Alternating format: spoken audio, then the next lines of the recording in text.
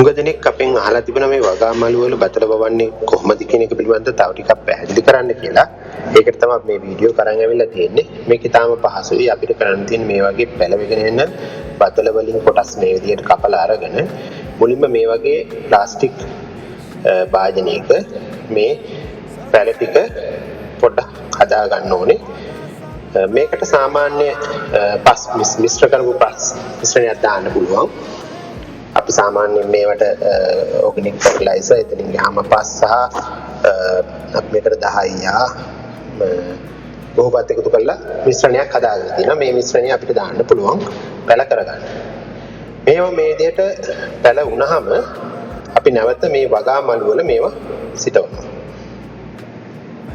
මේ බලන්න මේක මේ විදිහට සාමාන්‍යයෙන් දින 7ක් විතර යද්දී වැවෙනවා. මේ බතල කියන්නේ ඉතා ඉක්මනින් වැවෙන සාකයක්. මේ විදිහට අපිට මේ පැල ටික වෙන් කරගන්න පුළුවන්. මේ පැල වෙච්ච පැල. ඊට පස්සේ අපි වගාමළු වල මේව නැවත සිටවනවා. වගාමළු සදා ගැනීම තමයි තාම වැදගත්. අපිට සාමාන්‍ය පස් 50ක්, කොම්පෝස්ට් 30ක්, 10 10ක්, කොකෝපිට් 10ක් අපි එකතු කර ගන්නවා. ඊට පස්සේ මේ විදිහට පස් මිශ්‍රණය සකස් කරගෙන අපි මේ පැල මේ විදිහට මේක ඊටෝ ගන්න ඕනේ. සාමාන්‍ය එකකට පැල 3ක් විතර වගේ ප්‍රමාණවත්. ඊට පස්සේ හොඳට වතුර දාන්න ඕනේ මේවට. සාමාන්‍ය මාසයක් විතර වගේ වෙද්දි මේක හොඳට වර්ධනය වෙනවා. මේ වගේ දැක් ගන්න පුළුවන්. අපි මේකට අමතරව කියලා අපි පොහොර විදියට පාවිච්චි කරන්නේ කුකුල් පොහොර සහ එහෙම නැත්නම් කුකුල් පොහොර නැත්නම් එළු පොහොර හරි ගොම පොහොර හරි මේකට පාවිච්චි කරන්න පුළුවන්.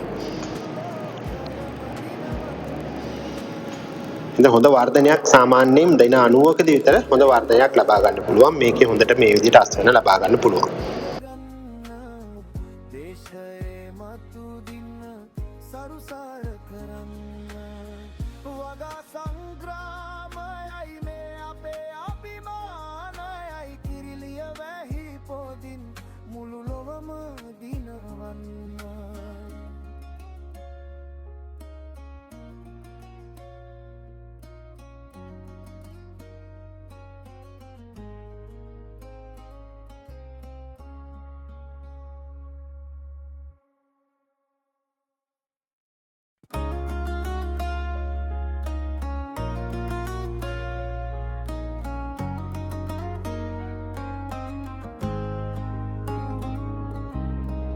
එන්න එකතු වෙන්න අත්වැල් බැඳගන්න දේශයේ මතු දින්න සරුසාර කරන්න